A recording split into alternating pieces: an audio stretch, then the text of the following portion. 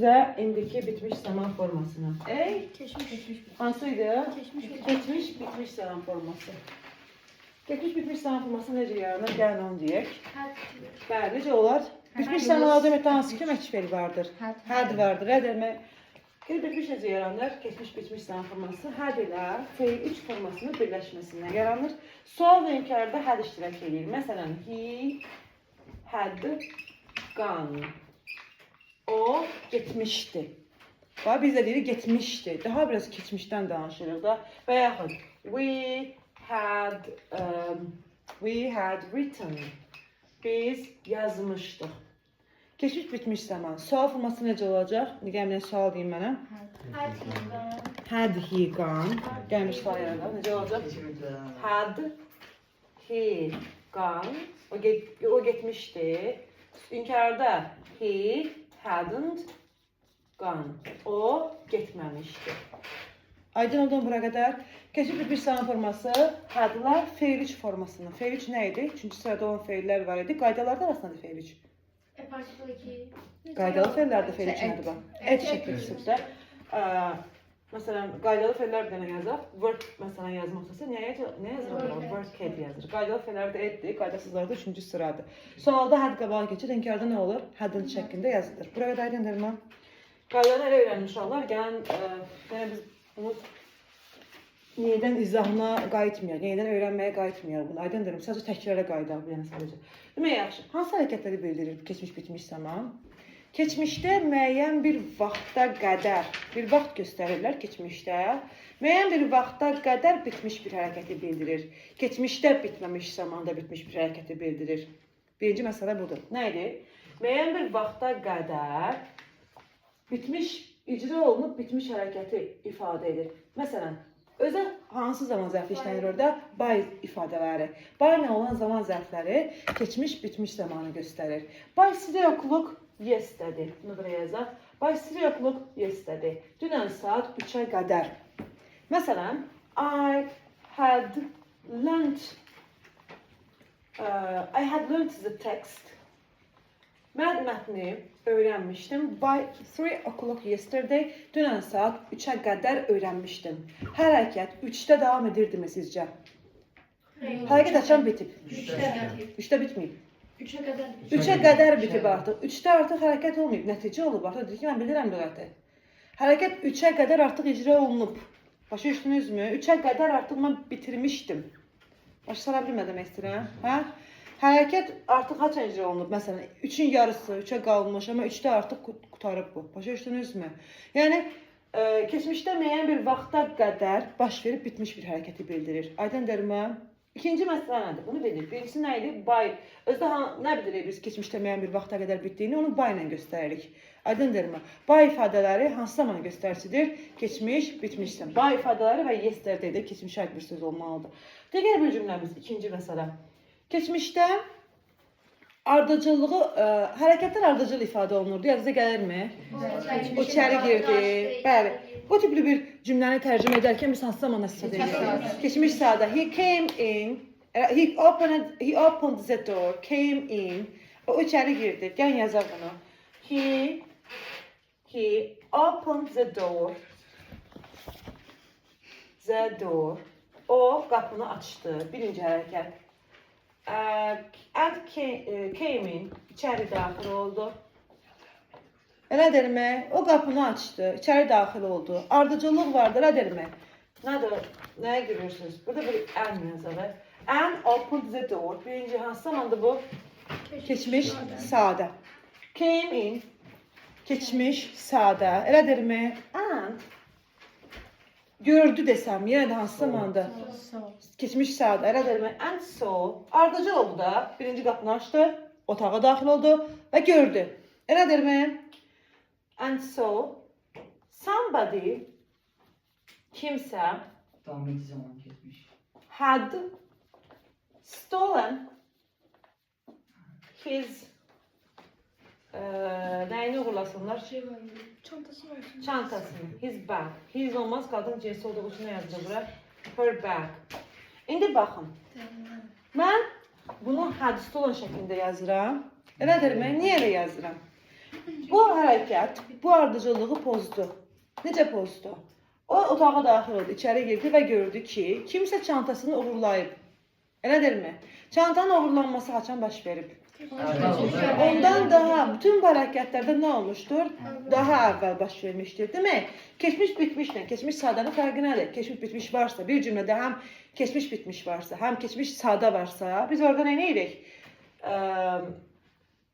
Daha öncə olan hərəkəti keçmiş bitmiş zamanda verməliyik. Aydındırmı? Belə bir cümlə yaza bilərik. Məsələn, biz konsertə çatanda, konsert artıq başlamışdı. Elədir, bizim çatmağımızdan daha öncə başlayıb. Elədirmi? Konsertin daha öncə başlandığını göstərmək üçün biz onu hansı zamanda verməliyik? Keçmiş, bitmiş zamanda. Məsələn, konsert artıq başlamışdı deyə necə deyərik? The concert had already işlə bilərsə, started when we reached there. Belə cümlələrdə, ümumiyyətlə mürəkkəb cümlələrdə hər iki tərəfin keçmiş, bitmiş zamanda verilməsi düzgün deyil, mümkün deyil daha doğrusu. Təzədən deyim cümləmi. Mən hər iki cümlədə had verə bilmərəm. Bağlayıcımız hansıdır bu cümlədə? Bağlayıcımız hansıdır bu cümlədə? When burada bağlayıcı, zaman bağlayıcısıdır. Bağlayıcının olduğu tərəf hansıdır? Bağlayıcı hansı cümləyə aiddir? Bu cümləyə aiddir, yoxsa bu cümləyə? We reached there. Bağlayıcı hansı cümləyə aiddirsə o cümlədən əvvəl gəlməlidir. Başa düşdünüzmü? When olduğu cümlə hansıdır? Budur. Aydındırmı? Çünki when bu cümlədən öncə gəlmişdir. Aydındırmı?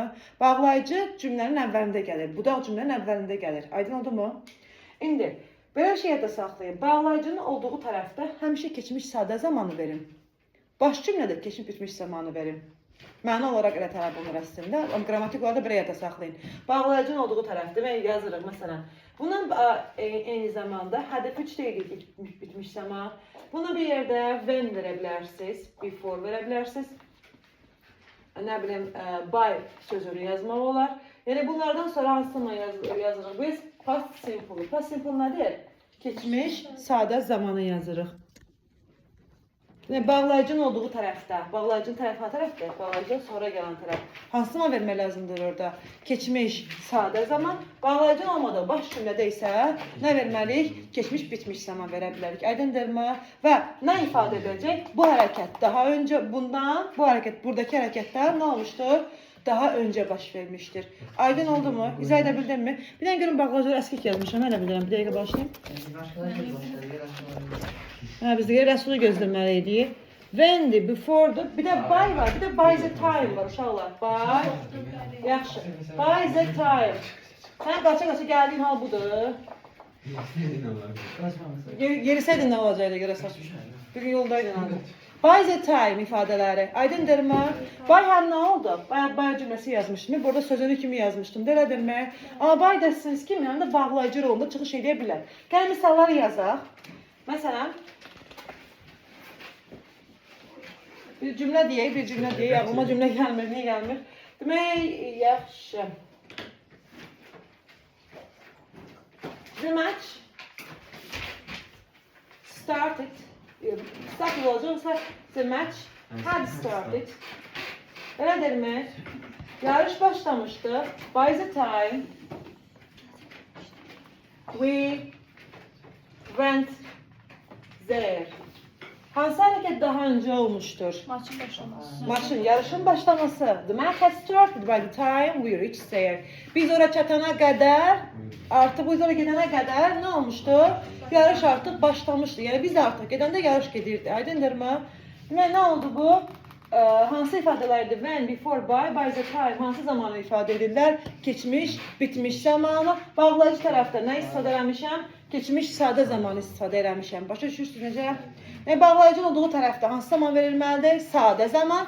Bağlayıcı olmadığı tərəfdə bitmiş zaman. Bitmiş zaman hərəkətin öncədən, daha öncədən icra olunduğunu göstərir. Bura qədər aydındırmı? İndi before-un bir dənə əksi var axı. After. İndi before'da sadə zaman, məna olaraq da əksilərdə onlar. Yəni before nə deməkdir? Öncə, əvvəl. After nə deməkdir? Sonra. Məna olaraq tərsinədirlər də bunlar. Elə demək. Yəni qayda olaraq sizcə afterdə nə olacaq? Ay sağ ol. Demək afterdə biz hədəf 3-dən istifadə edirik. Aydındırmı? After olan tərəfdə hədəf 3 yazmalıyıq. Afterdən əvvəl isə past simple yazmalıyıq. Aydındırmı? Hədəf 3 yazırıq. Yəni verb 3 də deyə bilərik buna. Biz F3 öyrəşmişik. Demək, afterdən əvvəl sadə zaman və afterdən sonra bitmiş. After bunların tam tərsinə işləyir. Aydındırmı? Çünki məna olaraq əksinədir after. Aydındırmı? Məsələn, bir dəqiqə. I haven't seen Fatima.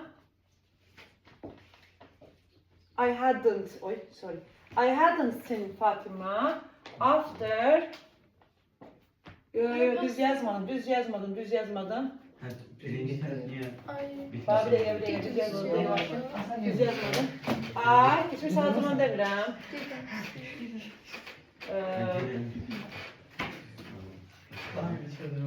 Ağlıma cümlə gəlmir, nağlı cümlə. I didn't go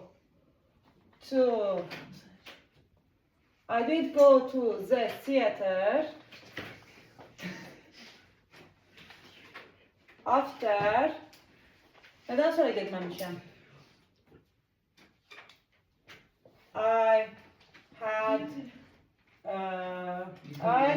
Cümlə ağlıma gəlməyir. Cümlə gəlmir, değiştirmem ben böyle. Dəqiqə başqa bir cümlə. Burada heç yoxdur ya, ona ayrı bir cümlə. Belə bir şeydir. Xəstəlandım və sonra məktəbə getməmişəm deyək. Elə deyirmi? I didn't go to school after I had caught this disease. Mən bu xəstəliyə yoluxandan bəri, yoluxandan sonra nə olub? Məktəbə getmədim. Başa düşdünüz necə? Nə fikir veririk burada? Afterdən sonra nə işlənib? Keçmiş bitmiş zaman forması işlənmişdir. Afterdən əvvəl isə keçmiş sadə zaman forması işlənmişdir. Aydın oldu mu sizə? İzah edə bildim mi? Gələcək bitmiş zaman üzərində çox dayanmayacaq. Gələcəkdə müəyyən vaxta qədər. Məsələn, deyirik ki, gələn il, gələcək bitmiş zaman, əvvəlcə gəlin yaranmasını siliblərim efendim. Yazdım cümləni. Burada after'ı verməyiblər kitabda. Çünki testə düşəndə uşaqlar anlamada çətinlik çəkirlər. Mən before-la müqayisə edirəm. Before-da bütün bağlayıcılarda sadə zaman bağlayıcının tərəfində olmalıdır, after tərsinə olmalıdır. Çünki məna cəhətdən afterların əksidir. Bunu yazdıq. İndi belə bir şeydirsə izah verirəm. Dəqiqə. Gələcək bitmiş zaman sizcə necə yaranır? Bitmiş zamanlarda nə olur? Həvəz olmur. Gələcək bitmiş zaman necə yaranır? Shall have, elədirmi? Ya da will have F3'dən. Shall ya da will have feil üçün birləşməsi ilə yaranacaq. I shall have entered the university by the end of August. Baxın ana cümləyə. Nə anlıyorsunuz cümlədən? Ağustos'un sonuna kadar üniversitede bitiremem. Girmiş olacağım. Hərəkət müəyyən bir vaxta qədər. Yenə burada hansı bağlayıcı, hansı söz işlənmişdir, hansı zaman göstərici vardır. Bay vardır. Bay olduğu üçün burada, bax bu avqust, keçmiş avqust olsaydı, keçmiş bitmiş zaman verərdim. Gələcək avqustursa, nədir? Gələcək bitmiş zamandır. Hərəkət avqustun axırına qədər icra edilib bitmiş olacaq. Başa düşdünüz necə? Yəni, burada da eyni şeydir. Baydan istifadə olunur. Amma baydan sonra fikir verməlisiniz ki, gələcək zamana aid bir ifadə olsun. Aydındırmı? Belə də yaza bilərəm. By the end of next month məsələn yaza bilərək. Next month daha aydın göstərir. By the end of the next month gələn ayın sonuna qədər. Aydındırmı? Hərəkət gələn ayın sonuna qədər artıq nə olacaq? Bitmiş olacaq. Başa düşdünüzmü? Bu da olur gələcək bitmiş zaman. Keçib bitmişdən tam eynidir. Eyni deyəndə yəni eyni mənanı bildirir, amma bu gələcəyə aid olan hərəkətləri bitəcəyini bildirir. Başlaya bilmədim ha. Başına başa düşdün? Məsələn, deyirəm ki, Hə? deyirəm ki, gələcəkdə həklə bitəcək.